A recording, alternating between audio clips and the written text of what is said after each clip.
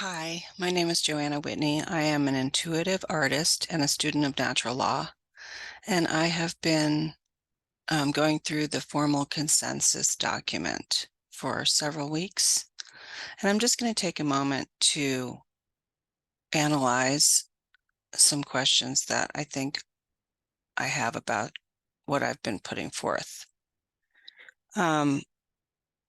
Because I've noticed that even though people are starting to get to know me as the person who's promoting that formal consensus, I'm still seeing absolutely no interest in implementing it, and even flagrant disregard for it. So I'm just going to address that. So the first thing I want to say is that it's not what we do, but how we do it. So what that means is that anyone can be an oligarch. Anyone can become a tyrannist. I'm sure that's not really a word, but anyone can become a guru.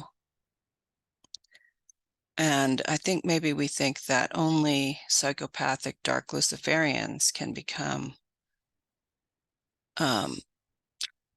tyrannists.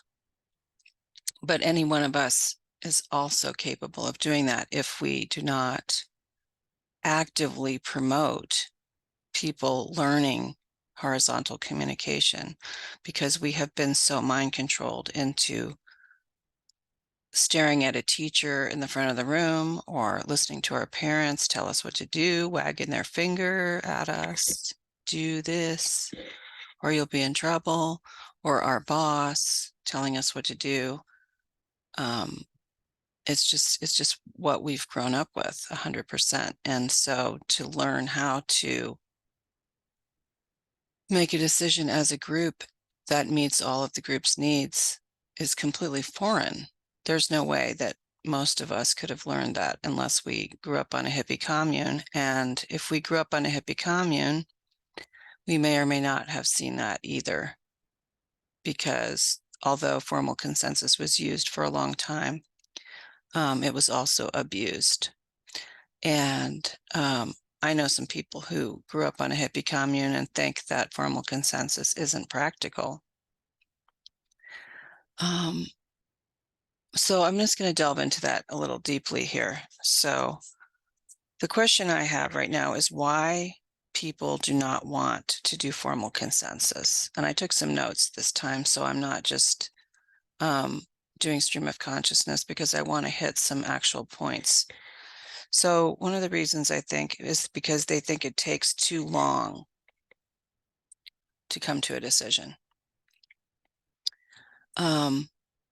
Sometimes it does take a while to come to a decision, but once you have established trust, respect, nonviolence, listening, patience, tolerance, kindness in a group, which takes a while to do,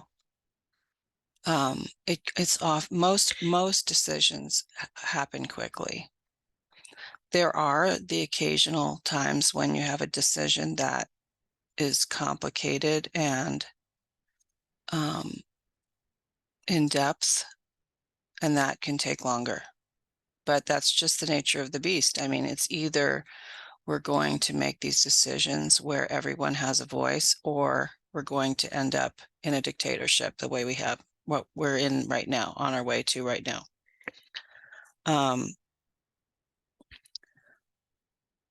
If we think it takes too long, excuse me, to come to consensus, I would have to look at myself if I think it's taking too long. What does that actually mean underneath? It actually means that I actually believe that I know what is best for other people. That is a dictatorship. I do not know what is best for other people. I only know what is best for me, and I barely know that. So For me to think that something is not practical or is taking too long must mean that I am extremely self-centered and think I know what's best for others. And that may be a hard pill for people to swallow, but it's actually the only answer if you think about it. Because if I want to find the actual true natural law, God-centered answer to a problem, and it's going to take each member of the group voicing their concerns to find it, I should, if I don't think I know what's best for everyone, I would be excited, interested, happy, empowered to go through the process of finding out the answer for everyone, the answer that will help everyone. So that's something to think about. Another reason might be that our priorities are screwed up. We think we have to hurry up to solve our physical problems right now, because we think that if we don't hurry up, the New World Order is going to come in and take over. Really, the only problem we have is our relationship with each other. If we solve our relational problem with each other and become united, all the other problems will take care of themselves. I know that's probably hard to imagine, but you can look in nature for that answer. Like trees, look at a grove of trees, how they grow together. They grow together to protect each other from environmental problems like the wind, like a hurricane. When the trees grow together, there's more likely they're going to create a wind barrier for each other. So nature will show you how what I'm saying is true.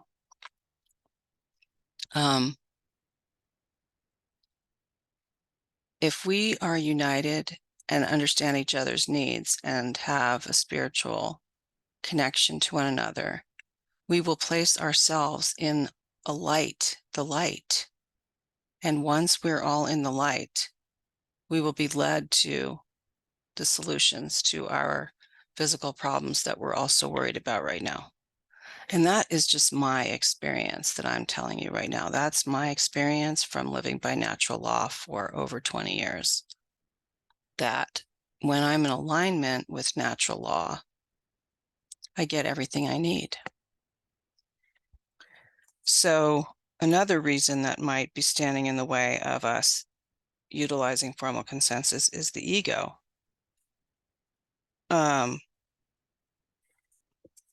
And again, that goes back to the first thing, that we think we're self-centered and we think we know what's best for other people. And this is what I just jotted down some notes yesterday because I had another experience with another person in the freedom movement who demonstrated to me that they don't give a rat's butt about my input or anybody else's input, that they're just, that person who claims they want to implement consensus actually just wants to tell other people what to do because they think they are the smartest person. So what it boils down to is understanding what we each truly believe and what we are fighting for. Two big questions. So then I wrote down, doesn't each person really believe that they know what's right for every person? And do they believe they know what's right for others? Ask yourself this question, like, do you think that you know what is right for your spouse? Do you think you know what is right for your children? Do you think you know what is right for your friends? Like, if you have friends with problems, don't you think you know what they should do. This is mind control. I do not have any clue what other people should do. I don't have the answer for anyone about their health problems. I don't have the answer about what they should do, how they should eat, or how they should dress, or what they should do about their relationships. But I used to think I knew everything about everything. And I used to give unsolicited advice all the time to everyone about all these topics, until I realized that it was unsolicited advice. And what did it boil down to? Why was I giving that unsolicited advice? Because I believed my mind. I believed that what my mind was telling me, which was that I know everything. So what was different about me than John D. Rockefeller? You know, I didn't have access to billions of dollars to implement my ideas, but that's basically what those people have. They believe they know how we should live. They believe they believe they know that we should have no property, and that will make us happy, because they believe they know how to herd us around like sheep. What is the difference between them doing that, thinking that way, and me thinking that I know how other people should live and other people should solve their problems?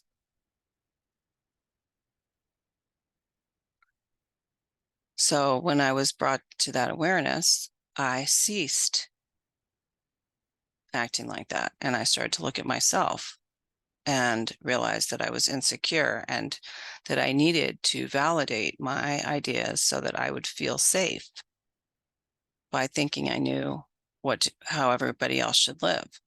So these are things, this is the shadow work that we all have to do in order to be able to get along with each other in a group, and be able to respect each other, and be able to be compassionate towards each other when we're trying to find a solution to a problem.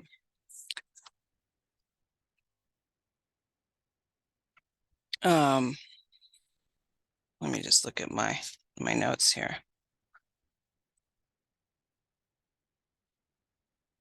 This is just something I really feel strongly that I just had to address this, because yesterday, someone from the freedom movement that I'm involved with in a group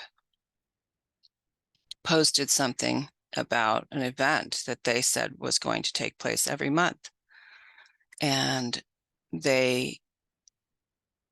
I'm the contact with the venue that they said we were going to meet at every month. So I sent them a text and said, "Oh, did you secure the venue?" And they texted me back and said, "Oh, I assumed that you knew to secure the venue for every second Saturday of the month for the rest of the year." How was I supposed to know that? Because I'm telepathically communicating with that person, since they're the king and they're all knowing, and I'm constantly sensing their vibe to try to figure out what my next move should be. What I finally came to with regards to that particular person is that they have no desire to change. They have no desire. They're just giving me lip service about wanting to implement formal consensus, or any kind of consensus for that matter. They don't want my input. They think they know how things should go. They think they know what I should do, and they just want to tell me what to do. So I cut ties with that person. I gave them my contacts information at the venue and told them to get their own contract, because I'm not going to work with people who just want to replicate a dictatorship and become the dictator.